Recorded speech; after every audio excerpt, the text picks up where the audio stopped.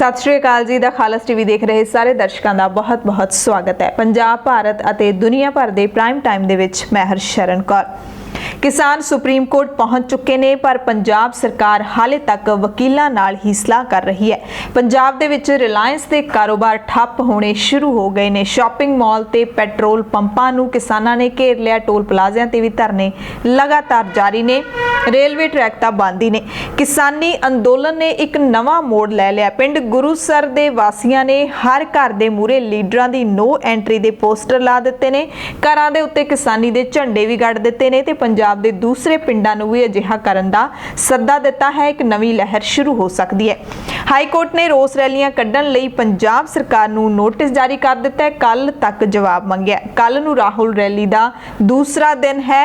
कहा राहुल ने कि नरेंद्र मोदी अंबानियां ते अडानियां दे हत्थां विच खेड रहे ने। 13,000 ग्राम सभावां पंजाब दियां ਇਹ ਕਾਨੂੰਨਾਂ ਦੇ ਖਿਲਾਫ ਮਤੇ ਲਿਆਉਣ ਦੀ ਤਿਆਰੀ ਦੇ ਵਿੱਚ ਨੇ। ਸ਼ੰਭੂ ਬਾਰਡਰ ਮੋਰਚੇ ਤੇ ਥੋੜਾ ਰੌਲਾ ਪੈ ਗਿਆ। ਕੀ ਹੋਇਆ ਦੱਸਾਂਗੇ। ਅੰਦੋਲਨ ਨੂੰ ਤਾਰ-ਪੀੜੋ ਕਰਨ ਵਾਲੇ ਬੀਜੇਪੀ ਲੀਡਰਾਂ ਤੋਂ ਅਤੇ ਅਕਾਲੀ ਲੀਡਰਾਂ ਤੋਂ ਪੰਜਾਬ ਨੂੰ ਸੁਚੇਤ ਰਹਿਣ ਦੀ ਅਪੀਲ ਕਿਸਨੇ ਕੀਤੀ ਹੈ ਇਹ ਵੀ ਸੁਣਾਵਾਂਗੇ।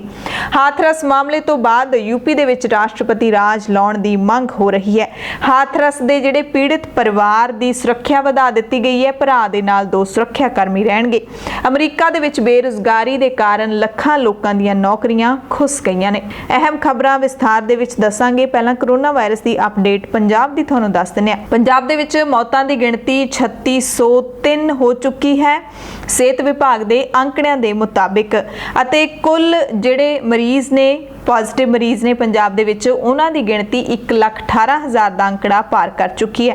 ठीक होने वाले मरीजों की गिणती 1 लाख तो वध चुकी है। हुण 1,01,000 तक हो चुकी है। एक्टिव केस सूबे दे विच सिर्फ 13,000 दे करीब ही रह गए ने। ये गिणती लगातार घटदी जा रही है ते ठीक होने वाले मरीजों की गिणती लगातार वधदी जा रही है जिहड़ी कि एक चंगी खबर है। पूरे भारत दे विच इस वक्त 9,34,427 एक्टिव केस ने। ठीक होने वाले मरीजों की गिणती 55,86,703 है ते मौतां की गिणती 1,02,685 है। पूरी दुनिया की गल कर लईए 3,52,00,000 कुल पॉजिटिव केस ने। ठीक होने वाले 2,45,00,000 ने ते मौतां की गिणती 10,04,000 तक पहुंच गई है।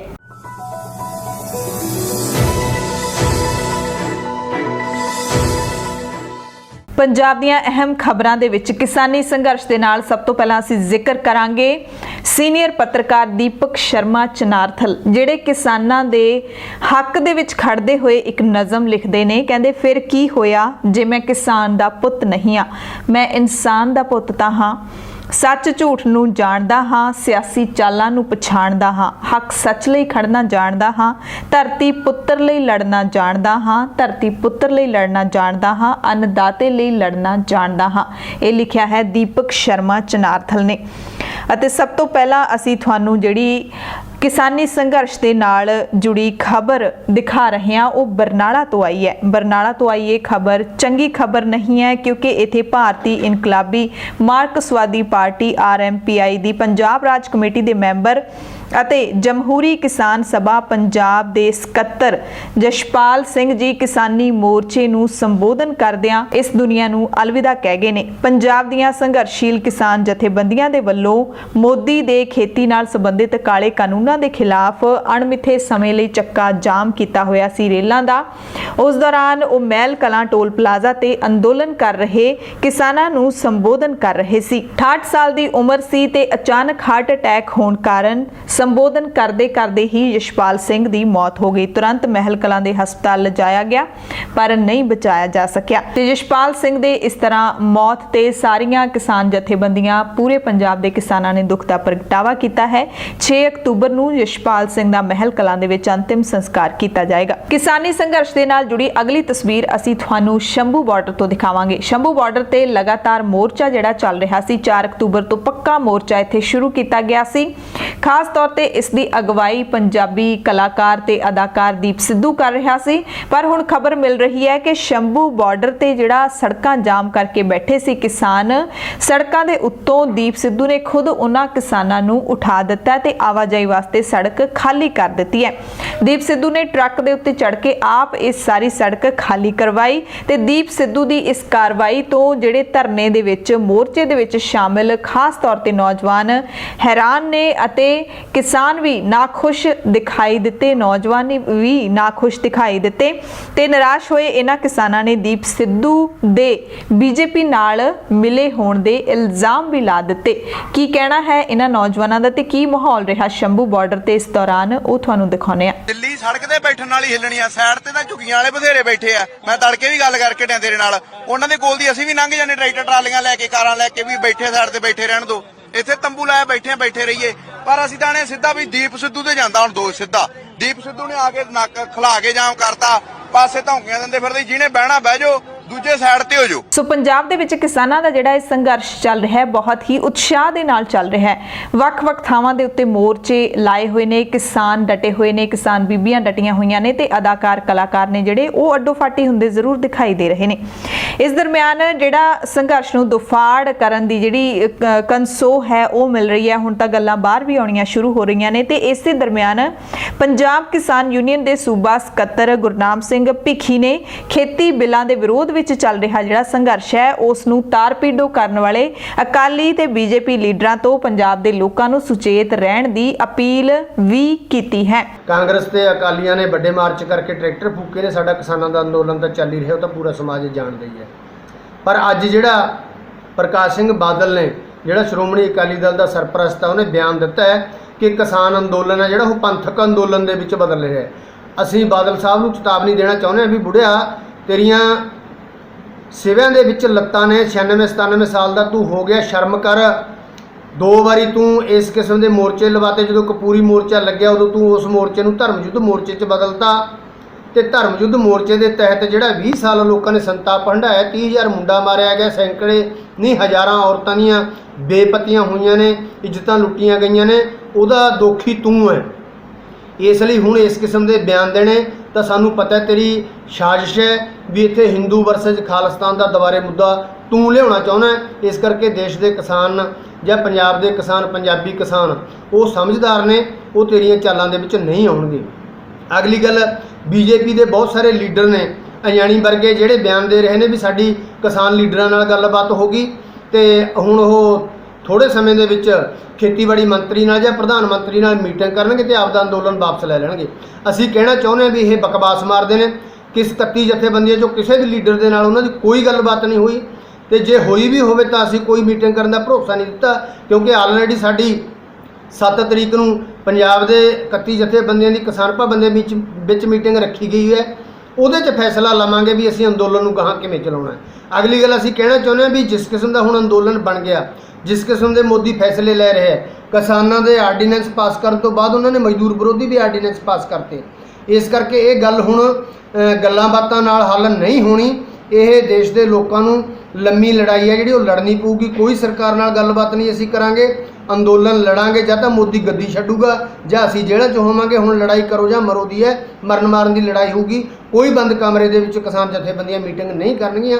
ਅਸੀਂ ਇਹ ਸਾਫ਼ ਕਰਨਾ ਚਾਹੁੰਦੇ ਹਾਂ, ਇਹ ਬੀਜੇਪੀ ਦੇ ਲੀਡਰ ਬਕਵਾਸ ਮਾਰਦੇ। ਤੇ ਅਗਲੀ ਖਬਰ ਵੀ ਤੁਹਾਨੂੰ ਮਾਨਸਾ ਜ਼ਿਲ੍ਹੇ ਦੀ ਹੀ ਦੱਸ ਦਿੰਦੇ ਹਾਂ। ਮਾਨਸਾ ਦੇ ਵਿੱਚ ਰੇਲਵੇ ਟਰੈਕ ਨੇ ਜਿਹੜੇ ਕਿਸਾਨਾਂ ਨੇ ਚਾਰੇ ਪਾਸਿਆਂ ਤੋਂ ਘੇਰੇ ਹੋਏ ਨੇ, ਜਾਮ ਲਾਏ ਹੋਏ ਨੇ। ਰੇਲਵੇ ਟਰੈਕਾਂ ਦੇ ਉੱਤੇ ਕਿਸਾਨ ਲਗਾਤਾਰ ਬੈਠੇ ਨੇ ਕਈ ਦਿਨਾਂ ਤੋਂ ਤੇ ਰੇਲ ਰੋਕੋ ਅੰਦੋਲਨ ਮਾਨਸਾ ਦੇ ਵਿੱਚ ਭਖਣ ਲੱਗਿਆ। ਵੱਡੀ ਗਿਣਤੀ ਦੇ ਵਿੱਚ ਕਿਸਾਨ ਇੱਥੇ ਸ਼ਾਮਿਲ ਹੋ ਰਹੇ ਨੇ। ਸ਼ਾਮਿਲ ਹੋਏ ਕਿਸਾਨਾਂ ਦਾ ਕੀ ਕਹਿਣਾ ਹੈ ਉਹ ਵੀ ਤੁਹਾਨੂੰ ਦੱਸ ਦਿੰਦੇ ਹਾਂ। 1 ਤਰੀਕ ਤੋਂ ਲੈ ਕੇ ਅੱਜ 5 ਤਰੀਕ ਤੱਕ ਜਿਹੜਾ ਮੋਰਚਾ ਰੇਲਾਂ ਦਾ ਚੱਕਾ ਜਾਮ ਹੈ, ਜਿਹੜੇ ਤਾਕੜੇ ਘਰ ਨੇ, ਇਹਦੇ ਪੰਪ ਨੇ ਜਾਂ ਥਰਮਲ ਹੈ, ਉਹਨਾਂ ਦੇ ਘਰਾਓ ਕੀਤੇ ਸਾਰੇ ਪੰਜਾਬ ਦੇ ਵਿੱਚ। ਸਰਕਾਰ ਦੇ, ਮੋਦੀ ਸਰਕਾਰ ਦੇ ਇਹ ਕਹਿੰਦੀ ਅੱਜ ਤੇ ਕੰਨ ਤੇ ਜੂੰ ਅੱਜ ਸਰਕੀ ਹੈ, ਕਿਉਂਕਿ 8 ਤਰੀਕ ਦੀ ਉਹਨੇ ਮੀਟਿੰਗ ਸੱਦ ਲਈ ਹੈ। ਕੇਂਦਰ ਵੱਲੋਂ ਆਪਣੇ ਜਿਹੜੇ ਆਗੂ ਹੈ ਪੰਜਾਬ ਦੇ ਉਹ ਜਾਣਗੇ ਕੇਂਦਰ ਦੇ ਵਿੱਚ। ਇਹਨੇ ਜੇ ਕਹਿ ਦਈਏ ਵੀ ਕੁਛ ਨਾ ਕੁਛ ਕਿਸਾਨਾਂ ਦਾ ਜਿਹੜਾ ਰੋਹ ਹੈ ਉਹ ਤੋਂ ਝੁਕਦੇ ਹੋਏ ਨੇ। ਜੇ ਕਹਿ ਦਈਏ ਵੀ ਮੀਟਿੰਗ ਬੁਲਾਈ ਹੈ ਕਿਸਾਨਾਂ ਦੀ, ਤੇ ਜਿਹੜਾ 1 ਤਰੀਕ ਤੋਂ ਲਗਾਤਾਰ 5 ਤਰੀਕ ਤੱਕ ਅੱਜ ਅੰਦੋਲਨ ਚੱਲਿਆਗਾ, ਇਹਦਾ ਸਰਕਾਰ ਦੇ ਜਾਂ ਮੋਦੀ ਦੇ ਕਹਿ ਦਈਏ ਨਾਸਾਂ ਦੇ ਵਿੱਚ ਲੋਕਾਂ ਨੇ ਦਮ ਕਰਤਾ ਤੇ ਆਉਣ ਵਾਲੇ ਦਿਨਾਂ ਦੇ ਵਿੱਚ ਲੋਕ ਹਜੇ ਵੀ ਟੱਚ ਤੋਂ ਮਸ ਨਹੀਂ ਹੁੰਦੇ, ਕਿਉਂਕਿ ਰੇਲਾਂ ਦੀ ਜਿਹੜਾ ਆਵਾਜਾਈ ਹੈ ਉਹ ਬਿਲਕੁਲ ਠੱਪ ਰੱਖਣਗੇ। ਜਿਹੜੇ ਭਾਜਪਾ ਵਾਲੇ ਹੈ ਪਿੰਡਾਂ ਦੇ ਵਿੱਚ ਟਰੈਕ ਲਈ ਫਿਰਦੇ ਆ, ਸ਼ਹਿਰਾਂ ਦੇ ਵਿੱਚ ਵੀ ਲੋਕਾਂ ਨੂੰ ਅਸੀਂ ਸਿਖਾਉਂਦੇ ਆ ਜਿਹੜਾ ਆਰਡੀਨੈਂਸ ਹੈ ਇਹਦਾ ਕੀ ਕਿਸਾਨਾਂ ਨੂੰ ਫਾਇਦਾ। ਉਹਨਾਂ ਨੂੰ ਚੇਤਾਵਨੀ ਆ ਲੋਕਾਂ ਦੀ ਵੀ ਉਹਨਾਂ ਨੂੰ ਛੱਤਾਂ 'ਚ ਲਿਆ ਪਿੰਡਾਂ 'ਚ ਲਿਜਾ ਕੇ ਕੁੱਟਣਗੇ। ਉਹ ਆਪਦੇ ਡਰਾਮੇ ਬੰਦ ਕਰ ਦੇਣਾ। ਇਵੇਂ ਜੁਕਰੀ ਜੇ ਕਹਿ ਦਈਏ ਕੈਪਟਨ ਕੇ ਉਹ ਰਾਏ ਦਿੰਦੇ ਆ ਵੀ ਅਸੀਂ ਕਿਸਾਨਾਂ ਦੇ ਪੱਖੀ ਆ। ਸਾਨੂੰ ਇਸ ਗੱਲ ਦਾ ਪਤਾ ਗਾ ਵੀ ਇਹ ਲੰਬੇ ਸਮੇਂ ਤੋਂ ਵੀ ਸੁਪਨੇ ਲਈ ਜਾਂਦੇ ਆ ਆਰਡੀਨੈਂਸ ਪਾਸ ਕਰਨ ਦੇ। ਉਹਨਾਂ ਨੂੰ ਹਜੇ ਵਾਰੀ ਨਹੀਂ ਮਿਲੀ ਸੀ, ਉਹਨਾਂ ਨੇ ਵੀ ਇਹੀ ਕੁਝ ਕਰਨਾ ਸੀਗਾ। ਤੇ ਜਿਹੜੇ ਲੋਕ ਹੈ ਉਹ ਗੱਡੀ ਦੀਆਂ ਲਾਈਨਾਂ ਤੇ ਬੈਠੇ ਆ, ਜਿਹੜੇ ਸਿਆਸੀ ਲੋਕ ਆ ਡਰਾਮੇ ਕਰਦੇ ਆ ਉਹ ਪਿੰਡਾਂ ਦੇ ਵਿੱਚ ਬੜੇ ਆ। ਉਹ ਇਸ ਗੱਲ ਨੂੰ ਲੋਕਾਂ ਦੇ ਰੂਹ ਨੂੰ ਲੋਕਾਂ ਦੇ ਗੁੱਸੇ ਨੂੰ ਸਮਝ ਲੈਣਾ। ਜਿਹੜੇ ਲੋਕ ਹੈ ਅੱਜ ਭਰੇ ਪੀਤੇ ਬੈਠੇ ਆ ਤੇ ਜੇ ਪਿੰਡਾਂ ਦੇ ਵਿੱਚ ਜਾਣਗੇ ਸਮਝਾਉਣ ਜਾਣਗੇ ਲੋਕਾਂ ਨੂੰ, ਕਿਉਂਕਿ ਲੋਕ ਸਾਰੇ ਸਮਝੇ ਆ ਪੜ੍ਹੇ ਲਿਖੇ ਆ, ਲੋਕਾਂ ਤੋਂ ਕੁੱਟ ਖਾ ਕੇ ਆਉਣਗੇ। ਤੇ ਜਿਹੜਾ ਕਿਸਾਨਾਂ ਦਾ ਅੰਦੋਲਨ ਹੈ ਇਹ ਲਗਾਤਾਰ ਜਾਰੀ ਰਹੂਗਾ, ਫੈਸਲਾ ਕੀਤਾ ਹੋਇਆਗਾ। ਕਿਸਾਨ ਹੁਣ ਲੜੋ ਕਰੋ ਜਾਂ ਮਰੋ ਦੀ ਨੀਤੀ ਤੇ ਪਹਿਰਾ ਦੇ ਰਹੇ ਨੇ, ਕਿਉਂਕਿ ਆਰਡੀਨੈਂਸਾਂ ਦੇ ਲਾਗੂ ਹੋਣ ਦੇ ਨਾਲ ਜਿਹੜਾ ਸਾਡਾ ਜੱਦੀ ਪੁਸ਼ਤੀ ਕਿੱਤਾ ਖੇਤੀ ਨੇ ਖਤਮ ਹੋ ਜਾਣਾ ਹੈ। ਜਦੋਂ ਖੇਤੀ ਖਤਮ ਹੋ ਗਈ ਤਾਂ ਨਾਲ ਹੀ ਜਿਹੜੀ ਸਾਡੀ ਜੱਦੀ ਪੁਸ਼ਤੀ ਜ਼ਮੀਨ ਹੈ ਉਹ ਸਾਥੋਂ ਖੁੱਸ ਜਾਣੀ ਹੈ। ਇਸ ਨੂੰ ਲੈ ਕੇ ਨੌਜਵਾਨਾਂ ਦੇ ਵਿੱਚ ਪੂਰਾ ਉਤਸ਼ਾਹ ਹੈ। ਜਿੰਨਾ ਚਿਰ ਕੇਂਦਰ ਸਰਕਾਰ ਇਹ ਆਰਡੀਨੈਂਸ ਰੱਦ ਨਹੀਂ ਕਰਦੀ ਉਹਨਾਂ ਜਿਹੜਾ ਇਹ ਸੰਘਰਸ਼ ਹੈ ਉਹ ਜਾਰੀ ਰਹੂਗਾ। ਆਉਣ ਵਾਲੀ 7 ਤਰੀਕ ਜਾਰੀ ਹੈ। ਉਸ ਤੋਂ ਬਾਅਦ ਜਿਹੜਾ ਇਹਦਾ ਰੂਪ ਹੈ ਉਹ ਬਦਲਵਾਂ ਰੂਪ ਹੋਊਗਾ। ਜਿੰਨਾ ਸਮਾਂ ਇਹ ਕਾਨੂੰਨ ਰੱਦ ਨਹੀਂ ਹੋ ਜਾਂਦੇ ਉਨਾ ਸਮਾਂ ਅਸੀਂ ਨਾ ਚੈਨ ਨਾਲ ਬੈਠਾਂਗੇ ਅਤੇ ਨਾ ਹੀ ਚੈਨ ਦੇ ਨਾਲ ਇਸ ਸਰਕਾਰ ਨੂੰ ਹੁਣ ਚੱਲਣ ਦੇਵਾਂਗੇ। ਜੇ ਸਰਕਾਰ ਇਹ ਸੋਚਦੀ ਹੈ ਕਿ ਉਹ ਕਿਸਾਨਾਂ ਦੇ ਕਾਰੋਬਾਰ, ਕਿਸਾਨਾਂ ਦੇ ਧੰਦੇ, ਕਿਸਾਨਾਂ ਦੇ ਚੁੱਲ੍ਹਿਆਂ ਨੂੰ ਬੰਦ ਕਰੂਗੀ, ਕਰੋ ਮਰੋ ਦੀ ਲੜਾਈ ਲੜਾਂਗੇ। ਜਿੰਨਾ ਸਮਾਂ ਸਰਕਾਰ ਇਹਨਾਂ ਮੁੱਦਿਆਂ ਤੋਂ ਪਿੱਛੇ ਨਹੀਂ ਹਟਦੀ ਉਹਨਾਂ ਸਮਾਂ ਅਸੀਂ ਜਿੰਨਾ ਵੀ ਸਰਕਾਰੀ ਜਨਜੀਵ ਹੈ ਉਹਨੂੰ ਬੰਦ ਕਰਕੇ ਰੱਖਾਂਗੇ। ਆਉਣ ਵਾਲੇ ਸਮੇਂ ਦੇ ਵਿੱਚ ਸਰਕਾਰ ਨੂੰ ਸਰਕਾਰ ਦੀ ਔਕਾਤ ਦੱਸ ਦਾਂਗੇ। ਸਰਕਾਰ ਨੂੰ ਇਹਦੇ ਨਤੀਜੇ ਭੁਗਤਣੇ ਪੈਣਗੇ। ਹੁਣ ਕਿਸਾਨਾਂ ਤੇ ਮਜ਼ਦੂਰਾਂ ਦੀ ਜਿੰਨੀ ਨੌਜਵਾਨੀ ਹੈ ਅੱਜ ਉਹ ਸੜਕਾਂ ਤੇ ਹੈ।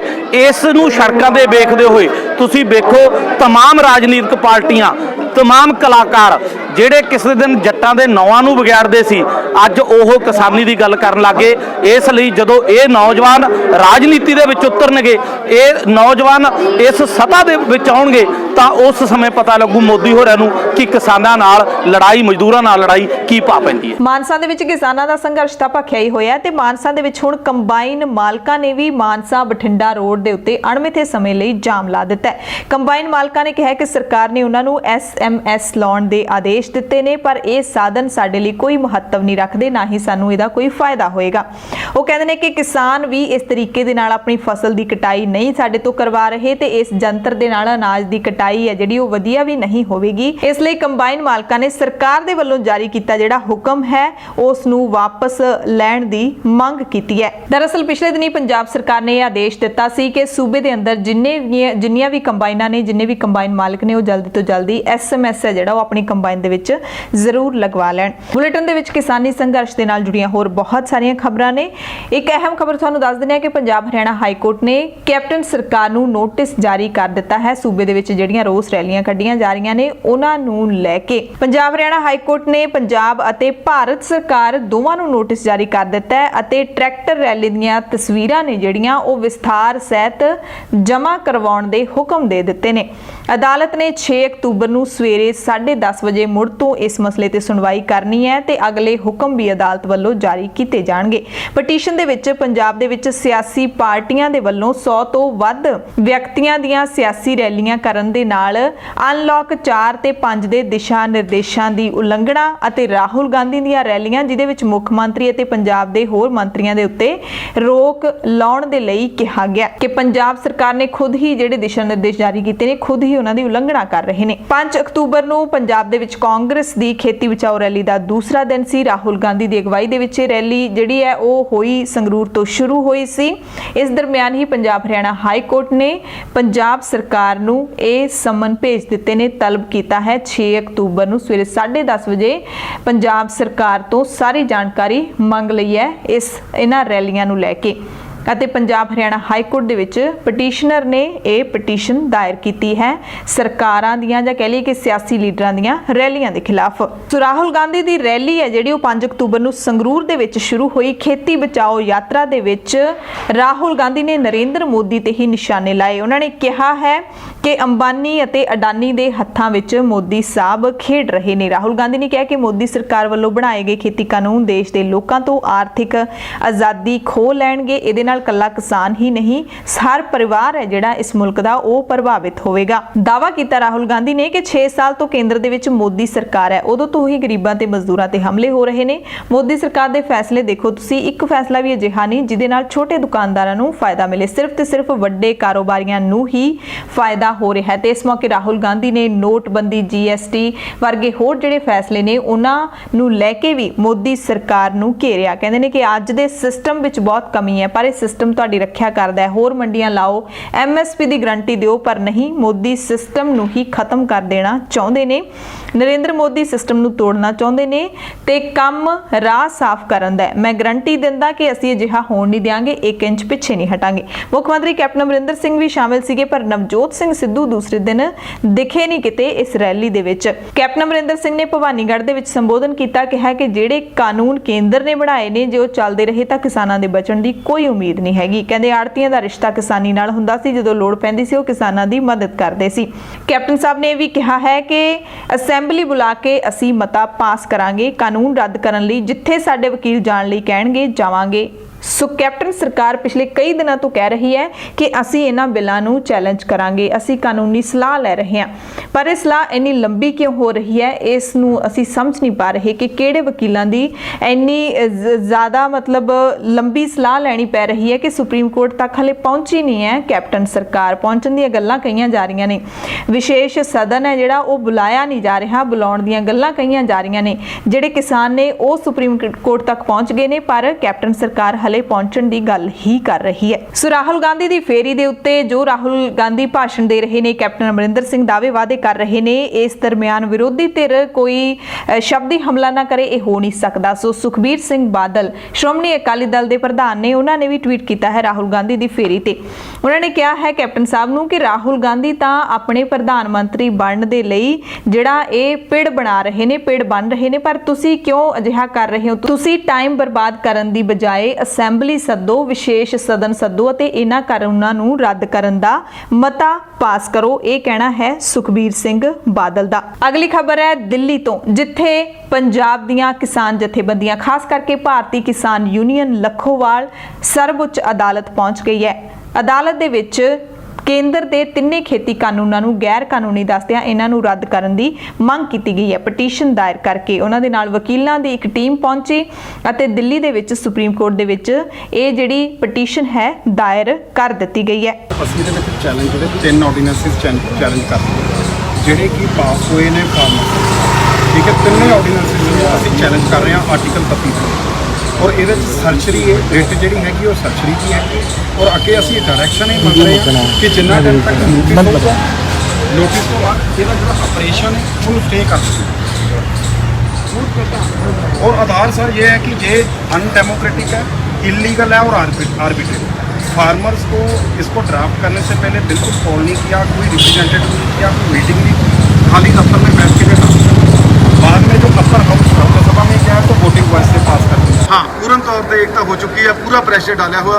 सरकार के भी हमें मैसेज मिल रहे हैं मीटिंग करने के लिए। हो सकता है होने वाले 2-3 दिन में सरकार भी हमारे साथ मीटिंग करे। हमने बोल रखा हम PM के साथ मीटिंग करेंगे, हेठले लेवल पर किसी को के साथ मीटिंग नहीं करेंगे। कोई बात नहीं, आंदोलन हम रल के सारे लोग करेंगे, सभी किसान करेंगे और सरकार को हम मना लेंगे। ਅਗਲੀ ਖਬਰ ਵੀ ਖੇਤੀ ਕਾਨੂੰਨਾਂ ਨੂੰ ਰੱਦ ਕਰਵਾਉਣ ਨੂੰ ਲੈ ਕੇ ਜੁੜੀ ਹੋਈ ਹੈ। ਪੰਜਾਬ ਦੇ ਵਿੱਚ ਕੁੱਲ 13,000 ਗ੍ਰਾਮ ਸਭਾਵਾਂ ਨੇ ਤੇ ਇਹ ਗ੍ਰਾਮ ਸਭਾਵਾਂ ਹੁਣ ਕੇਂਦਰ ਦੇ ਜਿਹੜੇ ਪਾਸ ਕੀਤੇ ਤਿੰਨੇ ਖੇਤੀ ਬਿੱਲ ਨੇ ਉਹਨਾਂ ਨੂੰ ਰੱਦ ਕਰਵਾਉਣ ਦੇ ਲਈ ਲਾਮਬੰਦ ਹੋ ਗਈਆਂ ਨੇ। 3 ਅਕਤੂਬਰ ਤੱਕ ਦਰਜਨਾਂ ਤੋਂ ਵੱਧ ਪਿੰਡਾਂ ਦੀਆਂ ਪੰਚਾਇਤਾਂ ਖੇਤੀ ਐਕਟਾਂ ਵਿਰੁੱਧ ਸਹਿਮਤੀ ਜਤਾ ਚੁੱਕੀਆਂ ਨੇ ਤੇ ਆਉਣ ਵਾਲੇ ਹਫ਼ਤਿਆਂ ਦੇ ਵਿੱਚ ਹੋਰ ਗ੍ਰਾਮ ਸਭਾਵਾਂ ਅਜਿਹਾ ਕਰ ਸਕਦੀਆਂ ਨੇ।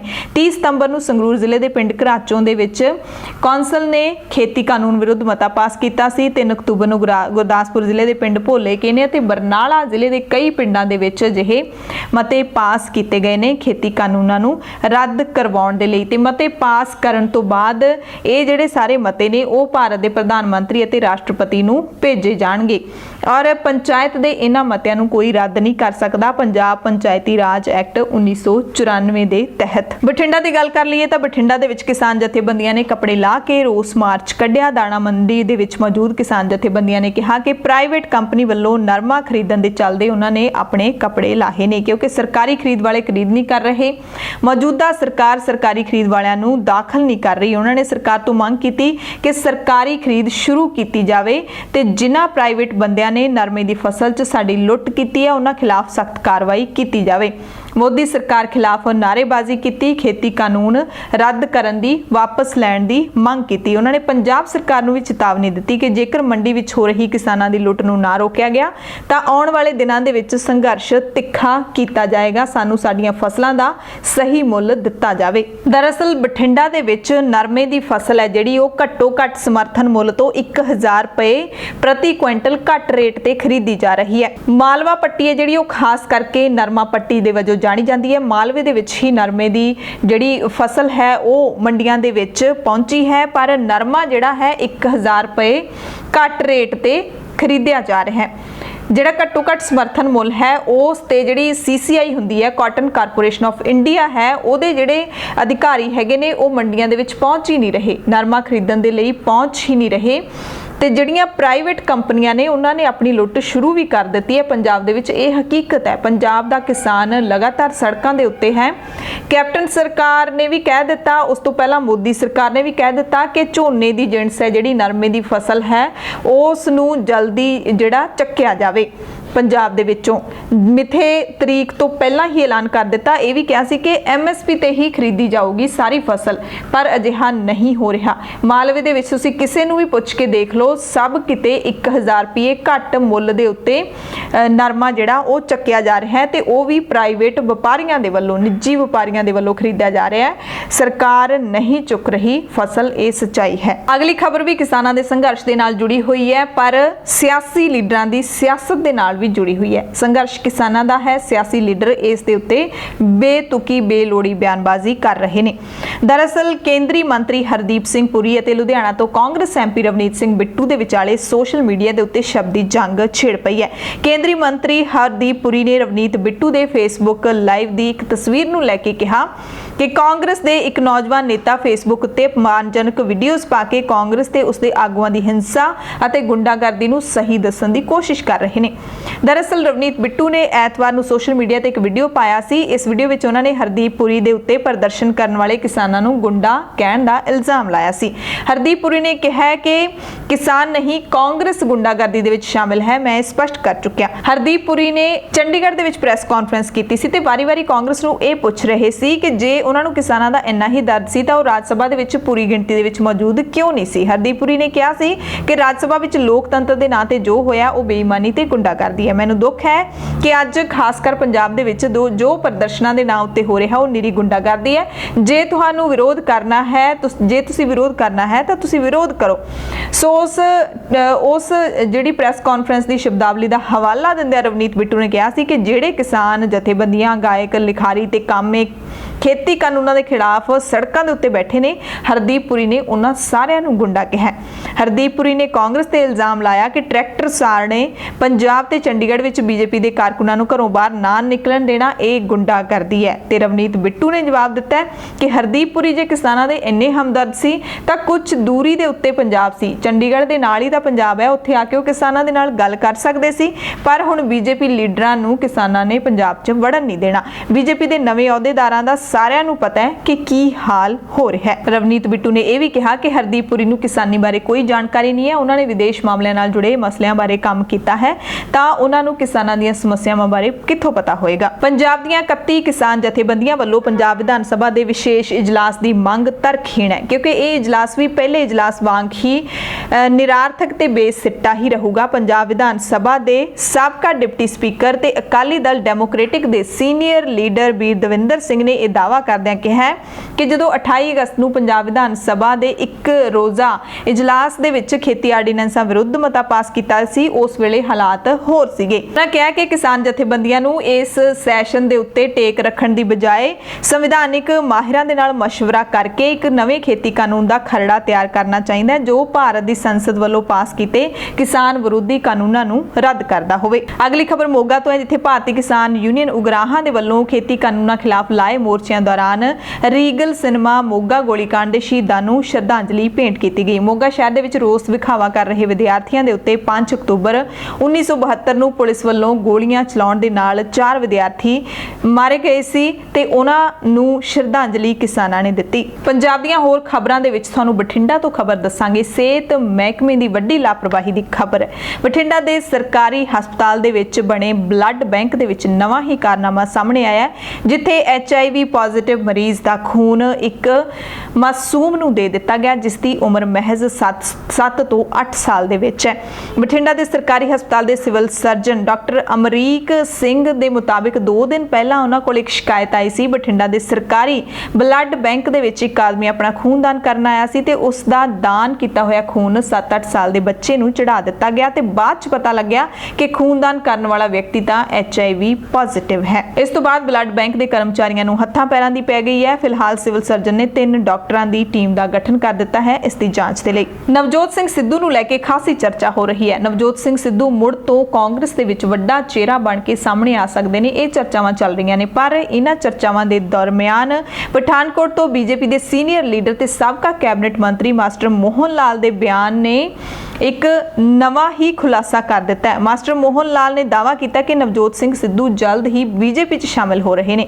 ਉਹਨਾਂ ਕਿਹਾ ਕਿ ਸਿੱਧੂ ਬੀਜੇਪੀ ਵਿੱਚ ਕਿਵੇਂ ਤੇ ਕਦੋਂ ਸ਼ਾਮਿਲ ਹੋਣਗੇ ਇਸ ਬਾਰੇ ਮੈਂ ਖੁੱਲ੍ਹ ਕੇ ਨਹੀਂ ਦੱਸ ਸਕਦਾ, ਪਰ ਇੱਕ ਗੱਲ ਪੱਕੀ ਹੈ ਕਿ ਨਵਜੋਤ ਸਿੰਘ ਸਿੱਧੂ ਜਲਦ ਹੀ ਬੀਜੇਪੀ ਦੇ ਵਿੱਚ ਸ਼ਾਮਿਲ ਹੋਣਗੇ ਕਿਉਂਕਿ ਇਹ ਸਿੱਧੂ ਦੀ ਮਾਂ ਪਾਰਟੀ ਹੈ। ਅਗਲੀ ਖਬਰ ਲੋਕਾਂ ਦੀਆਂ ਸਹੂਲਤਾਂ ਦੇ ਨਾਲ ਜੁੜੀ ਹੋਈ ਹੈ। ਦਰਅਸਲ ਪਾਸਪੋਰਟ ਵੈਰੀਫਿਕੇਸ਼ਨ ਦੇ ਲਈ ਹੁਣ ਥਾਣਿਆਂ ਦੇ ਚੱਕਰ ਲੋਕਾਂ ਨੂੰ ਨਹੀਂ ਲਾਉਣੇ ਪੈਣਗੇ। ਹੁਣ ਸੇਵਾ ਕੇਂਦਰਾਂ ਤੇ ਹੀ ਉਹਨਾਂ ਦੇ ਪਾਸਪੋਰਟ ਦੀ ਵੈਰੀਫਿਕੇਸ਼ਨ ਹੋ ਜਾਏਗੀ। ਦਰਅਸਲ ਪੰਜਾਬ ਦੇ ਜ਼ਿਲ੍ਹਿਆਂ ਦੇ ਵਿੱਚ ਸਾਂਝ ਕੇਂਦਰ ਜਿਹੜੇ ਬਣੇ ਹੋਏ ਨੇ ਉੱਥੇ 14 ਹੋਰ ਸਹੂਲਤਾਂ ਸੇਵਾ ਕੇਂਦਰਾਂ ਦੇ ਵਿੱਚ ਜੋੜ ਦਿੱਤੀਆਂ ਗਈਆਂ ਨੇ ਤੇ ਇੱਕ ਸੇਵਾ ਹੈਗੀ ਹੈ ਪਾਸਪੋਰਟ ਵੈਰੀਫਿਕੇਸ਼ਨ ਦੀ, ਜਿਸ ਦੀ ਜਿਹੜੀ ਵੈਰੀਫਿਕੇਸ਼ਨ ਹੈ ਹੁਣ ਸਾਂਝ ਕੇਂਦਰ ਦੇ ਵਿੱਚ ਹੋ ਜਾਏਗੀ। ਲੋਕਾਂ ਨੂੰ ਥਾਣੇ ਨਹੀਂ ਜਾਣਾ ਪਏਗਾ। ਅਗਲੀ ਖਬਰ ਸ੍ਰੀ ਗੁਰੂ ਗ੍ਰੰਥ ਸਾਹਿਬ ਜੀ ਦੇ ਲਾਪਤਾ ਹੋਏ ਪਾਵਨ ਸਰੂਪਾਂ ਦੇ ਨਾਲ ਜੁੜੀ ਹੋਈ ਹੈ। ਸ਼੍ਰੋਮਣੀ ਗੁਰਦੁਆਰਾ ਪ੍ਰਬੰਧਕ ਕਮੇਟੀ ਨੇ ਗੁਰਦੁਆਰਾ ਸ੍ਰੀ ਰਾਮਸਰ ਸਾਹਿਬ ਵਿਖੇ ਮਈ 2016 ਦੇ ਵਿੱਚ ਅਗਨ ਭੇਂਟ ਹੋਣ ਕਾਰਨ ਤੇ ਪਾਣੀ ਦੀਆਂ ਬੁਛਾੜਾਂ ਕਾਰਨ ਨੁਕਸਾਨੇ ਗਏ ਪਾਵਨ ਸਰੂਪਾਂ ਦੇ ਮਾਮਲੇ ਦੇ ਵਿੱਚ ਪਛਤਾਪ ਦੇ ਵਜੋਂ ਸ੍ਰੀ ਅਖੰਡ ਪਾਠ ਸਾਹਿਬ ਆਰੰਭ ਕਰਵਾ ਦਿੱਤੇ ਨੇ, ਜਿਨ੍ਹਾਂ ਦਾ ਭੋਗ 7 ਅਕਤੂਬਰ ਨੂੰ ਪਵੇਗਾ।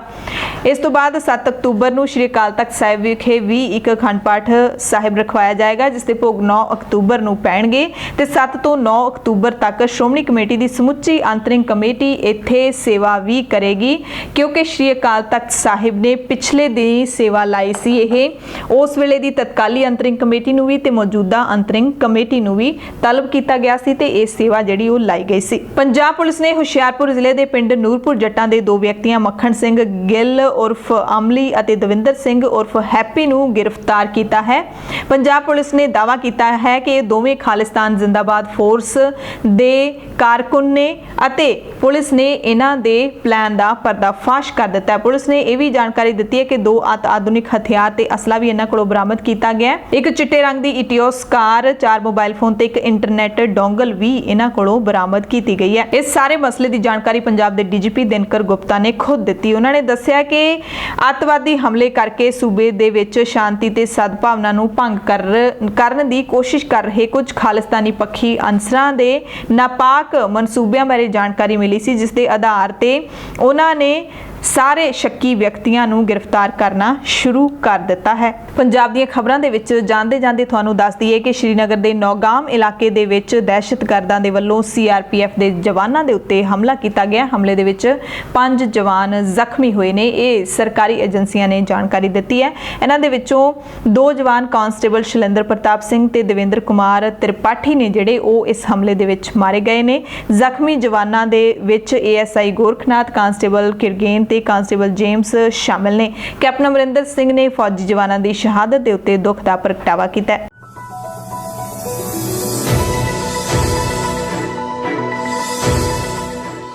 ਪੂਰੇ ਭਾਰਤ ਦੀਆਂ ਖਬਰਾਂ ਦੇ ਵਿੱਚ ਸਭ ਤੋਂ ਪਹਿਲਾਂ ਤੁਹਾਨੂੰ ਦੱਸ ਦਈਏ ਕਿ ਚੀਨ ਅਤੇ ਭਾਰਤ ਦੇ ਤਣਾਅ ਦੇ ਦਰਮਿਆਨ 에ਅਰ ਫੋਰਸ ਦੇ ਮੁਖੀ ਦਾ ਵੱਡਾ ਬਿਆਨ ਆਇਆ ਹੈ। ਹਵਾਈ ਸੈਨਾ ਦੇ ਮੁਖੀ RKS ਭਦੌਰੀਆ ਨੇ ਕਿਹਾ ਹੈ ਕਿ ਪੂਰਬੀ ਲੱਦਾਖ ਦੇ ਵਿੱਚ ਲੰਬੇ ਸਮੇਂ ਤੋਂ ਭਾਰਤ ਅਤੇ ਚੀਨ ਦੀਆਂ ਫੌਜਾਂ ਵਿਚਾਲੇ ਤਣਾਅ ਹੈ ਅਤੇ ਭਾਰਤ ਉੱਤਰ ਭਾਰਤ ਦੇ ਵਿੱਚ ਦੋਵਾਂ ਮੋਰਚਿਆਂ ਦੇ ਉੱਤੇ ਯੁੱਧ ਦੇ ਲਈ ਤਿਆਰ ਹੈ। ਭਾਰਤ ਨੇ ਸਪਸ਼ਟ ਕਰ ਦਿੱਤਾ ਹੈ ਕਿ ਉਹ ਚੀਨ ਅਤੇ ਪਾਕਿਸਤਾਨ ਦੋਵਾਂ ਦੇ ਨਾਲ ਮੁਕਾਬਲੇ ਦੇ ਲਈ ਤਿਆਰ ਹੈ। ਉਹਨਾਂ ਕਿਹਾ ਕਿ ਸਾਡੀ ਫੌਜ ਹਰ ਮੋਰਚੇ ਦੇ ਉੱਤੇ ਦੁਸ਼ਮਣਾਂ ਦੇ ਵਿਰੁੱਧ ਬਹੁਤ ਹੀ ਪਾਵਰਫੁਲ ਸਾਬਿਤ ਹੋਵੇਗੀ। ਜਦੋਂ ਤੋਂ ਪੂਰਬੀ ਲੱਦਾਖ ਦੇ ਵਿੱਚ ਭਾਰਤੀ ਤੇ ਚੀਨੀ ਫੌਜਾਂ ਇੱਕ ਦੂਜੇ ਦੇ ਸਾਹਮਣੇ ਆਈਆਂ ਨੇ, ਉਦੋਂ ਤੋਂ ਹੀ ਦੋਵਾਂ ਦੇਸ਼ਾਂ ਦੇ ਵਿੱਚ ਤਣਾਅ ਲਗਾਤਾਰ ਚੱਲ ਰਿਹਾ ਹੈ। ਬੈਠਕਾਂ ਨੇ ਜਿਹੜੀਆਂ ਉਹ ਉੱਚ ਪੱਧਰ ਦੀਆਂ ਬਹੁਤ ਹੋ ਚੁੱਕੀਆਂ ਨੇ, ਪਰ ਹਾਲੇ ਤੱਕ ਇਸ ਮਸਲੇ ਦਾ ਹੱਲ ਨਹੀਂ ਨਿਕਲਿਆ ਤੇ ਇਹ ਜਿਹੜੇ ਕਿਆਸ ਲਗਾਏ ਜਾ ਰਹੇ ਨੇ ਕਿ ਇਸ ਸਾਰੇ ਮਾਹੌਲ ਦਾ ਪਾਕਿਸਤਾਨ ਫਾਇਦਾ ਚੁੱਕ ਸਕਦਾ ਹੈ। ਪਾਕਿਸਤਾਨ ਨੂੰ ਲੱਗਦਾ ਹੈ ਕਿ ਉਹ ਭਾਰਤ ਵਿੱਚ ਅੱਤਵਾਦੀ ਸਾਜ਼ਿਸ਼ਾਂ ਨੂੰ ਅੰਜਾਮ ਦੇਣ ਦੇ ਇਸ ਮੌਕੇ ਦਾ ਲਾਭ ਲੈ ਸਕਦਾ ਹੈ। ਇਹ ਕਹਿਣਾ ਹੈ RKS ਭਦੌਰੀਆ ਦਾ। ਹਵਾਈ ਸੈਨਾ ਦੇ ਮੁਖੀ ਨੇ ਸਪਸ਼ਟ ਕਰ ਦਿੱਤਾ ਹੈ ਕਿ ਦੋਵਾਂ ਦੇਸ਼ਾਂ ਦੇ ਵਿਚਾਲੇ ਚੱਲ ਰਹੇ ਤਣਾਅ ਦੇ ਦਰਮਿਆਨ ਅਸੀਂ ਜਾਂ ਸਾਡੀ ਫੌਜ ਹੈ ਜਿਹੜੀ ਉਹ ਹਰ ਹਾਲਾਤ ਦਾ ਮੁਕਾਬਲਾ ਕਰਨ ਦੇ ਲਈ ਤਿਆਰ ਬਰ ਤਿਆਰ ਹੈ। ਉਹਨਾਂ ਕਿਹਾ ਕਿ ਭਾਰਤੀ ਹਵਾਈ ਸੈਨਾ ਦੇ ਵਿੱਚ ਜਦੋਂ ਰਾਫੇਲ ਸ਼ਾਮਲ ਹੋਏ ਨੇ ਤਾਂ ਸਾਡੀ ਤਾਕਤ ਹੋਰ ਵੀ ਵੱਧ ਗਈ ਹੈ। ਰਾਫੇਲ ਦੇ ਆਉਣ ਤੋਂ ਬਾਅਦ ਸਾਡੇ ਦੁਸ਼ਮਣ ਵੀ ਡਰ ਰਹੇ ਨੇ ਤੇ ਇਹ ਸਾਨੂੰ ਹੋਰ ਮਜ਼ਬੂਤ ਕਰਨਗੇ। ਅਸੀਂ ਜਲਦੀ ਤੇ ਠੋਸ ਕਾਰਵਾਈ ਕਰਨ ਦੇ ਯੋਗ ਹੋਵਾਂਗੇ। ਅਗਲੀ ਖਬਰ ਰਾਜਧਾਨੀ ਦਿੱਲੀ ਤੋਂ ਹੈ, ਜਿੱਥੇ ਕੇਜਰੀਵਾਲ ਸਰਕਾਰ ਨੇ ਪੂਸਾ ਦੇ ਵਿਗਿਆਨੀਆਂ ਨਾਲ ਮਿਲ ਕੇ ਇੱਕ ਅਜਿਹੀ ਦਵਾਈ ਤਿਆਰ ਕੀਤੀ ਹੈ ਜੋ ਸਿਰਫ 15 ਦਿਨ ਦੇ ਵਿੱਚ ਪਰਾਲੀ ਨੂੰ ਖਾਦ ਦੇ ਵਿੱਚ ਬਦਲ ਦੇਵੇਗੀ। ਇਸ ਦੇ ਨਾਲ ਜ਼ਮੀਨ ਨੂੰ ਵੀ ਫਾਇਦਾ ਹੋਵੇਗਾ ਤੇ ਫਸਲਾਂ ਦਾ ਝਾੜ ਵੀ ਵਧੇਗਾ ਤੇ ਪ੍ਰਦੂਸ਼ਣ ਹੋਣ ਤੋਂ ਵੀ ਬਚੇਗਾ। ਤੇ ਜਾਣਕਾਰੀ ਮੁਤਾਬਿਕ ਦਿੱਲੀ ਦੇ ਮੁੱਖ ਮੰਤਰੀ ਅਰਵਿੰਦ ਕੇਜਰੀਵਾਲ ਨੇ ਪੂਸਾ ਦੇ ਵਿਗਿਆਨੀਆਂ ਦੇ ਵੱਲੋਂ ਤਿਆਰ ਕੀਤੀ ਇਸ ਦਵਾਈ ਦਾ ਪਰੀਖਣ ਵੀ ਕੀਤਾ ਹੈ। ਗੁੜ ਅਤੇ ਬੇਸਣ ਦੇ ਘੋਲ ਤੋਂ ਤਿਆਰ ਕੀਤੀ ਇਸ ਦਵਾਈ ਨੂੰ ਪਰਾਲੀ ਤੇ ਛਿੜਕਣ ਤੋਂ ਬਾਅਦ ਪਰਾਲੀ ਆਪਣੇ ਆਪ ਸੜਨੀ ਸ਼ੁਰੂ ਹੋ ਜਾਏਗੀ। ਇਹ ਨਹੀਂ ਕਿ ਉਹਨੂੰ ਅੱਗ ਲੱਗ ਜਾਏਗੀ, ਉਹ ਖਤਮ ਹੋਣੀ ਸ਼ੁਰੂ ਹੋ ਜਾਏਗੀ। 4 ਕੈਪਸੂਲ ਦਵਾਈ ਦੀ ਕੀਮਤ 20 ਰੁਪਏ ਹੋਵੇਗੀ, ਜਿਸ ਤੋਂ 25 ਲੀਟਰ ਰਸਾਇਣਿਕ ਘੋਲ ਤਿਆਰ ਹੋਵੇਗਾ। ਇਹ ਘੋਲ ਪਰਾਲੀ ਦੇ ਉੱਤੇ ਛਿੜਕਿਆ ਜਾਵੇਗਾ। ਦਿੱਲੀ ਦੇ ਕਿਸਾਨਾਂ ਦੇ ਲਈ ਇਹ ਦਵਾਈ ਮੁਫਤ ਉਪਲਬਧ ਕਰਵਾਈ ਜਾਵੇਗੀ। ਦਵਾਈ ਦਾ ਛਿੜਕਾਅ ਕਰਨ ਦੇ ਲਈ ਮਸ਼ੀਨਾਂ ਵੀ ਮੁਫਤ ਮੁਹੱਈਆ ਕਰਵਾਉਣ ਦਾ ਐਲਾਨ ਕੀਤਾ ਹੈ ਕੇਜਰੀਵਾਲ ਦੀ ਸਰਕਾਰ ਨੇ। ਦਿੱਲੀ ਦੇ ਵਿੱਚ ਖੇਤੀ ਰਕਬਾ ਘੱਟ ਹੋਣ ਕਾਰਨ ਪੂਰੀ ਯੋਜਨਾ ਦੇ ਉੱਤੇ ਸਿਰਫ 20 ਲੱਖ ਰੁਪਏ ਲਾਗਤ ਆਉਣ ਦਾ ਅੰਦਾਜ਼ਾ ਲਾਇਆ ਗਿਆ ਤੇ ਇਸ ਦਵਾਈ ਦਾ ਉਤਪਾਦਨ 5 ਅਕਤੂਬਰ ਤੋਂ ਸ਼ੁਰੂ ਹੋਣ ਦੀ ਉਮੀਦ ਹੈ ਤੇ ਦਿੱਲੀ ਦੇ ਮੁੱਖ ਮੰਤਰੀ ਅਰਵਿੰਦ ਕੇਜਰੀਵਾਲ ਵੀ ਅੱਜ ਦੇ ਦਿਨ ਇਸ ਮੁਹਿੰਮ ਦੀ ਸ਼ੁਰੂਆਤ ਕਰ ਰਹੇ ਨੇ। ਅਗਲੀ ਖਬਰ ਹੈ ਕਿ ਇੰਜੀਨੀਅਰਿੰਗ ਦੀ ਪੜ੍ਹਾਈ ਦੇ ਵਿੱਚ ਦਾਖਲਿਆਂ ਦੇ ਲਈ ਸਾਂਝੀ ਦਾਖਲਾ ਪ੍ਰੀਖਿਆ JEE ਐਡਵਾਂਸਡ ਦੇ ਨਤੀਜੇ ਐਲਾਨ ਦਿੱਤੇ ਗਏ ਨੇ। ਪੁਣੇ ਦਾ ਚਿਰਾਗ ਫਲੋਰ ਇਸ ਪ੍ਰੀਖਿਆ ਦੇ ਵਿੱਚ ਪਹਿਲੇ ਨੰਬਰ ਤੇ ਰਿਹਾ ਹੈ। ਗਾਂਗੁਲਾ ਭੁਵਨ ਰੈਡੀ ਅਤੇ ਵੈਭਵ ਰਾਜ ਦੂਜੇ ਤੇ ਤੀਜੇ ਥਾਂ ਤੇ ਰਹੇ ਨੇ। ਮਹਿਲਾਵਾਂ ਦੇ ਵਰਗ ਵਿੱਚ ਕਨਿਸ਼ਕਾ ਮਿੱਤਲ ਟੌਪਰ ਰਹੀ ਹੈ। ਇਸ ਜਿਹੜੀ ਪ੍ਰੀਖਿਆ ਦੇ ਵਿੱਚ 43,204 ਉਮੀਦਵਾਰ ਸਫਲ ਹੋਏ ਨੇ। ਕੁੱਲ 1,50,838 ਉਮੀਦਵਾਰਾਂ ਨੇ ਇਹ ਪ੍ਰੀਖਿਆ ਦਿੱਤੀ ਸੀ। 27 ਸਤੰਬਰ ਨੂੰ ਹੋਈ ਪ੍ਰੀਖਿਆ ਦੇ ਨਤੀਜਿਆਂ ਤੋਂ ਬਾਅਦ ਹੁਣ 6 ਅਕਤੂਬਰ ਤੋਂ ਯਾਨੀ ਕਿ ਕੱਲ ਤੋਂ ਇਸ ਦੀ ਕਾਉਂਸਲਿੰਗ ਹੈ ਜਿਹੜੀ ਸ਼ੁਰੂ ਹੋ ਜਾਏਗੀ। ਨਤੀਜੇ jeeadv.ac.in ਵੈਬਸਾਈਟ ਦੇ ਉੱਤੇ ਦੇਖੇ ਜਾ ਸਕਦੇ ਨੇ। ਕੋਰੋਨਾ ਵਾਇਰਸ ਦੇ ਨਾਲ ਜੁੜੀ ਹੋਈ ਸਰਕਾਰੀ ਖਬਰ ਹੈ ਕਿ ਦੇਸ਼ ਦੇ ਵਿੱਚ 66 ਲੱਖ ਤੋਂ ਵੱਧ ਕੋਰੋਨਾ ਵਾਇਰਸ ਦੇ ਪੋਜ਼ਿਟਿਵ ਮਾਮਲੇ ਸਾਹਮਣੇ ਆ ਚੁੱਕੇ ਨੇ ਤੇ ਹਾਲੇ ਵੀ ਲਗਾਤਾਰ ਵੱਧ ਰਹੇ ਨੇ ਤੇ ਸਰਕਾਰ ਹੁਣ ਟੀਕਾ ਮੁਹੱਈਆ ਕਰਵਾਉਣ ਦੀ ਤਿਆਰੀ ਕਰ ਰਹੀ ਹੈ ਤੇ ਕਰੋਨਾ ਦਾ ਟੀਕਾ ਵੱਡੇ ਪੱਧਰ ਤੇ ਲੋਕਾਂ ਦੇ ਲਈ ਉਪਲਬਧ ਹੋਵੇਗਾ, ਇਸ ਦਾ ਦਾਅਵਾ ਕਰ ਰਹੀ ਹੈ ਸਰਕਾਰ। ਤੇ ਕੇਂਦਰ ਸਰਕਾਰ ਨੇ ਸੂਬਾ ਸਰਕਾਰਾਂ ਨੂੰ ਹੁਕਮ ਵੀ ਦੇ ਦਿੱਤੇ ਨੇ ਕਿ ਉਹਨਾਂ ਲੋਕਾਂ ਨੂੰ ਪਹਿਲ ਦੇ ਆਧਾਰ ਤੇ ਟੀਕਾ ਲਾਇਆ ਜਾਵੇ ਜਿਨ੍ਹਾਂ ਨੂੰ ਇਸ ਦੀ ਲੋੜ ਹੈ, ਜਿਹੜੇ ਫਰੰਟ ਲਾਈਨ ਤੇ ਕੰਮ ਕਰ ਰਹੇ ਨੇ, ਸਿਹਤ ਵਰਕਰ ਹੋਣ ਜਾਂ ਫਿਰ ਕਰੋਨਾ ਮਹਾਮਾਰੀ ਦੌਰਾਨ ਜਿਹੜਾ ਸਿਸਟਮ ਚਲਾਇਆ ਜਾ ਰਿਹਾ ਉਹਦੇ ਵਿੱਚ ਕੰਮ ਕਰ ਰਹੇ ਹੋਣ। ਕੇਂਦਰੀ ਸਿਹਤ ਤੇ ਪਰਿਵਾਰ ਭਲਾਈ ਮੰਤਰੀ ਡਾਕਟਰ ਹਰਸ਼ਵਰਧਨ ਨੇ ਇਸ ਦੀ ਜਾਣਕਾਰੀ ਦਿੱਤੀ ਹੈ।